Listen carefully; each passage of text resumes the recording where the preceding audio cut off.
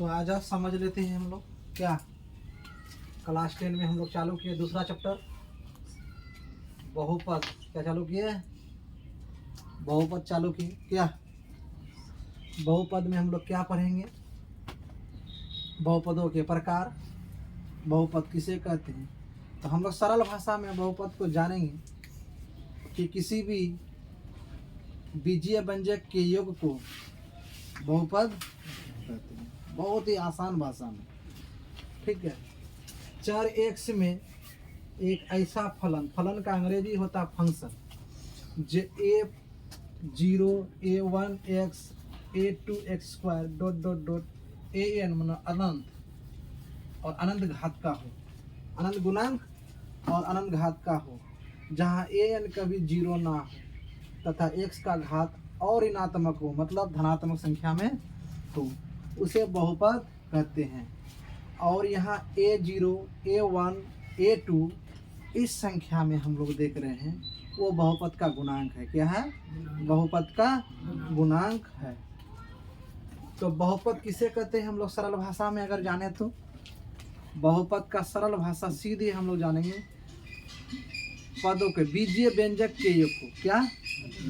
बीजीय व्यंजक के एक योग को। ठीक है। अलजेब्रिक एक्सप्रेशन के योग को ही हम लोग क्या कहेंगे? बहुपद कहते हैं। जैसे 4x3 बहुपद है, x square minus 6x plus 5 बहुपद है, y square minus 5y under root 5 बहुपद है, 2t cube plus 2t square 2t minus 2 ये बहुपद है।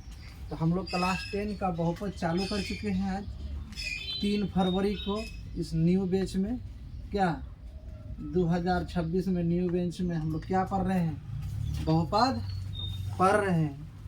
ठीक है। अभी 12 का एग्जाम चल रहा है। क्या तब तू लोग का 2027 में, तब जाके तू लोग का सीनियर का 10 का 17 फरवरी से है। क्या? हाँ, नोट लिखे हैं यहाँ NOTE नोट में क्या लिखे हैं? x पर पावर हाफ रूट x या 1/x आदि बहुपद नहीं है। क्योंकि नहीं है? इसका ना घात जो है ना वो पूर्णांक संख्या में नहीं है। और इसमें तो देखिएगा तो इसका घात जो लिखा जाता है ना, इसको अगर हम लोग बदलें तो इसको ऐसे बदल सकते हैं, x पर -1 अर्थात x इनवर्स जिसको कहते हैं इसको। तो x पर पावर -1 आदि बहुपद नहीं है, क्योंकि चर का x का घात पूर्णांक या पूर्णांक धनात्मक पूर्णांक संख्या में नहीं है। जहाँ इस टाइप का अगर बहुपद आए, x पर पावर आए, तो समझ लेंगे कि ये बहुपद नहीं है। बहुपद नहीं होने पर भी जो है ना क्वेश्चन आता है, निम्नलिखित में कौन बहुपद नहीं है। तू लोग का क्वेश्चन आएगा जब हम तू लोग को क्वेश्चन बैंक खरीद करके देंगे तो देखोगे कि उसमें नहीं लिखा हुआ भी ऑब्जेक्टिव रहेगा। इस प्रकार से ऑप्शन में दिया हुआ रहेगा रूट x प्लस 5 ऐसे करके x प्लस 6 ऐसे करके ये बहुपद नहीं है सर, क्योंकि इसका जो है ना x का घात जो है ना पूर्णांक संख्या में नहीं है। जो बहुपद नहीं होगा उसको भी पहचान लेंगे, जो बहुपद होगा उसको भी पहचान लेंगे हम लोग। ठीक है, चलो आ जाओ। अब चलते हैं, धनात्मक पूर्णांक संख्या नहीं है इसलिए इसे बहुपद नहीं करते हैं। अब हम लोग दूसरा टॉपिक पढ़ने जा रहे हैं सर, बहुपदों का गुणांक, कोफिशिएंट ऑफ पॉलिनोमियल। ठीक है, कोफिशिएंट इसका देख लेते हैं चर का। हम लोग कोफिशिएंट किसको कहेंगे? किसी भी बहुपद में प्रयुक्त विभिन्न पदों में चर x के गुणांक को उस बहुपद का गुणांक कहते हैं। यहाँ देखो एक यहाँ एग्जाम्पल तो बहुत सारा लिए हैं। देख, अर्थात ax square plus bx plus c, x square का गुणांक a हो गया, इसमें a हो गया, और x का गुणांक क्या हो गया? b हो गया, और c एक अचर पद है। c क्या है?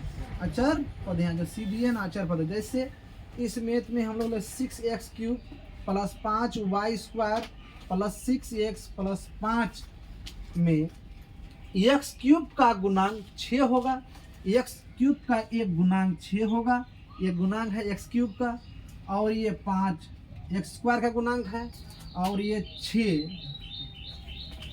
एक्स क्यूब का गुणांक क्या हो गया 6।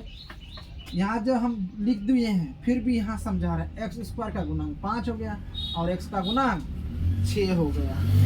तो यहाँ 6 5 6 एक्स क्यूब का गुणांक है, एक्स स्क्वायर का गुणांक 5 है और एक्स का 6 है। हम लोग को ये भी क्वेश्चन पूछेगा बोर्ड में एग्जाम में कि निम्नलिखित बहुपद में कौन एक्स स्क्वायर का गुणांक है। तो जैसे हम लोग देखेंगे एक्स के साथ एक्स स्क्वायर के साथ जो पद गुना में है, चर पद गुना में है, जो संख्या गुना में है या जो चर गुना में रहेगा, ABCD भी रह सकता है एक्स के साथ गुना में, वही उसका क्या अल्फा या अल्फा बीटा गामा भी रह सकता है। उसे हम लोग क्या कहेंगे उस पद का, उस एक्सप्रेशन का गुणांक या उस बहुपद का गुणांक कहेंगे। चलो उतारो, बढ़िया उतारो, तब बहुपद का वर्गीकरण पढ़ेंगे।